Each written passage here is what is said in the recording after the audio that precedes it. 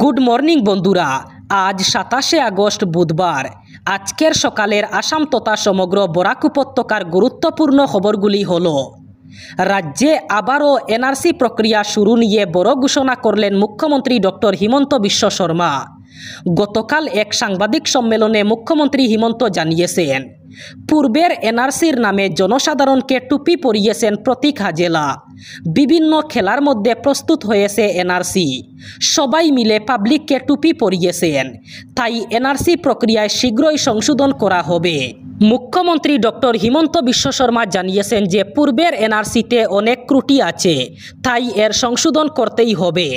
কবে থেকে এই প্রক্রিয়া শুরু হবে তা অবশ্য ঘোষণা করেননি তিনি, তবে তিনি জানিয়েছেন রাজ্যে খুব শীঘ্রই শুরু হবে এনআরসি পুনর্নবীকরণ প্রক্রিয়া।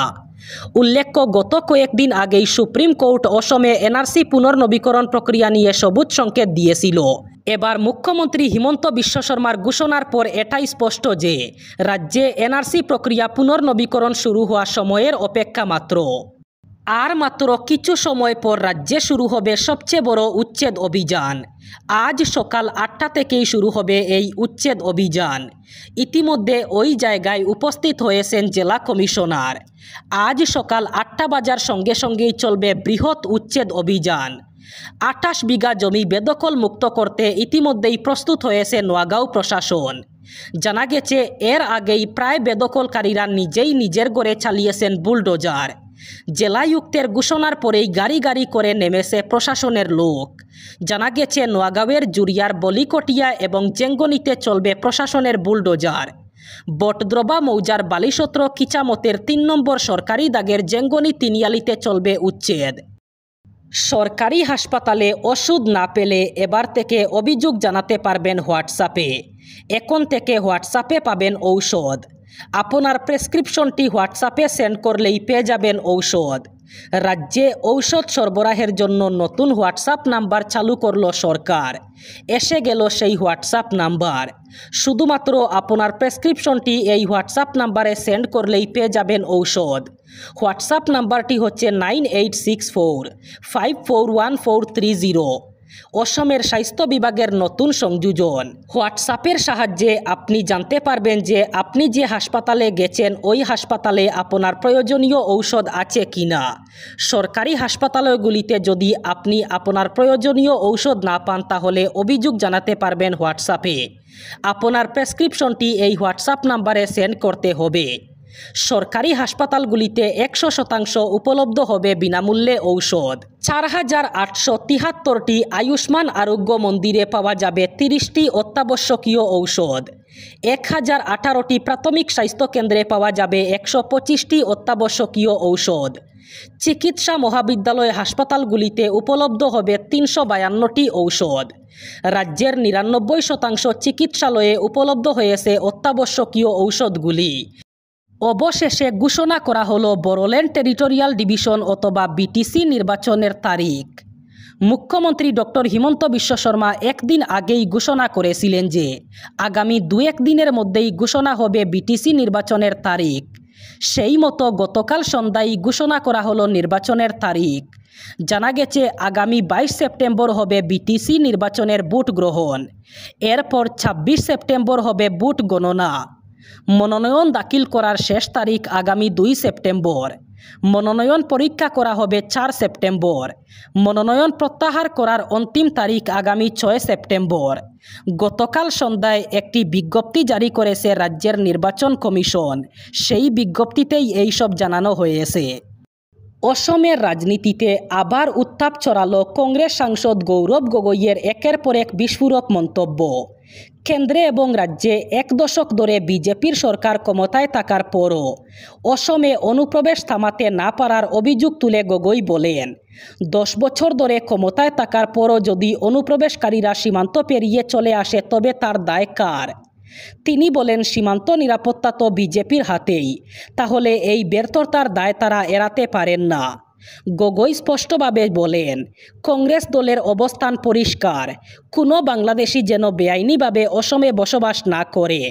এটা অসম সরকার এবং কেন্দ্রীয় সরকারের যৌথ দায়িত্ব।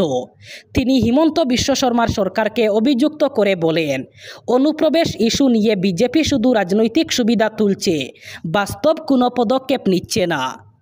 গগৈ আরও কটাক্ষ করেন, ঝাড়খণ্ডে যেন হিমন্তের অনুপ্রবেশ বিরোধী রাজনীতি ব্যর্থ হয়েছে, অসমেও তা ব্যর্থ হবেই। অসমের মানুষ মুখ্যমন্ত্রীর চেয়েও সচেতন। গৌরব গগৈ বলেন, আজকের অসমবাসীরা হিমন্তকে আর মুখ্যমন্ত্রী হিসাবে নয়, অসমবাসীরা হিমন্তকে জেলের ভিতরে দেখতে চান। ক্ষমতার অপব্যবহার এবং অবিচারের কারণে মানুষের মধ্যে সরকার সম্পর্কে আস্থা ভেঙে পড়েছে। বিজেপির ললিপপ হবেন না। গতকাল ভারতীয় নির্বাচন কমিশনকে এভাবেই তোপ দাগলেন বাংলার মুখ্যমন্ত্রী মমতা বন্দ্যোপাধ্যায়। এসআইআরের নামে বৈধ ভোটারের নাম বাদ দেওয়া নিয়ে তীব্র আক্রমণ করেন মমতা। তার অভিযোগ, বিজেপির কথায় চলছে কমিশন। একই সঙ্গে মোদির পাশে সব চোরেরা রয়েছে বলে আক্রমণ করেন মমতা। তার কথায় উত্তরপ্রদেশ এবং মহারাষ্ট্র চোরদের আখাড়া। এদিন বর্ধমান শহরের প্রশাসনিক সভা থেকে কমিশনকে তুপ দেগে মমতা বলেন, দয়া করে বিজেপির ললিপপ হবেন না, তাহলে দেশের মানুষ ক্ষমা করবেন না।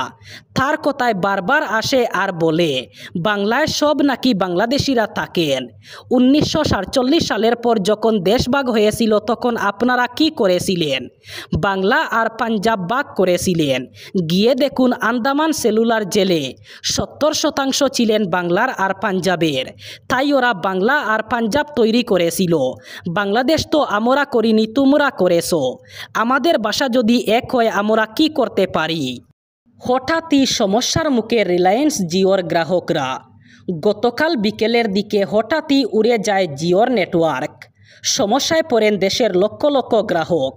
নেটওয়ার্ক উড়ে যাওয়ায় জিওর সিম থেকে ফোন অথবা সেই সিমে ইন্টারনেট ব্যবহার কোনো কিছুই করা যাচ্ছিল না সঠিকভাবে। তথ্য বলছে, পূর্ব ভারতে জিও ব্যবহারকারীদের একাংশ এই সমস্যার মুখে পড়েন। বিশেষত পশ্চিমবঙ্গ, ঝাড়খণ্ড এবং বিহারের গ্রাহকরা এই সমস্যার সম্মুখীন হন।